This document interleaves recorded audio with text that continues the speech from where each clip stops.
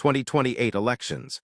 Is Emmerson Mnangagwa selling a dummy to entire nation? The 20th of September 2025. Spread the love. By a correspondent. Harare, as President Emmerson Mnangagwa orders ZANU-PF structures to prepare for the 2028 harmonized elections. Seasoned political commentator Jefferson Chitando has warned that the president may be attempting to sell a dummy to the nation. Critics argue that Mnangagwa's repeated calls for unity and electoral preparedness mask deeper uncertainties about his credibility and commitment to genuine democratic processes. Addressing Central Committee members in Harare yesterday, Mnangagwa, who serves as the party's first secretary, urged cadres to win the hearts and minds of citizens. It is, therefore, of critical importance that we introspect as a party, not only with regards to our short-term activities, but also in view of the bigger objective of ensuring that our party resoundingly wins the 2028 harmonized general elections, he said.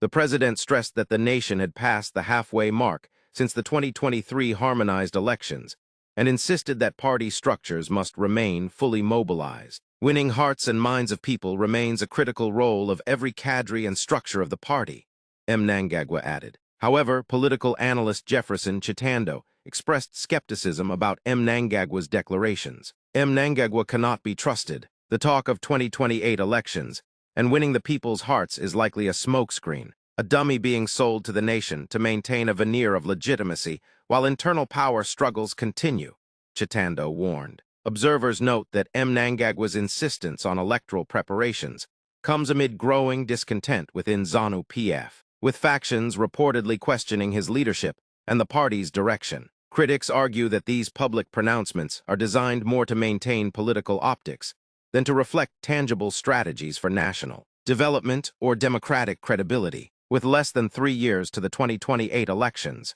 analysts say the nation remains wary, and Mnangagwa's words may not be enough to convince both party members and the public of his intentions.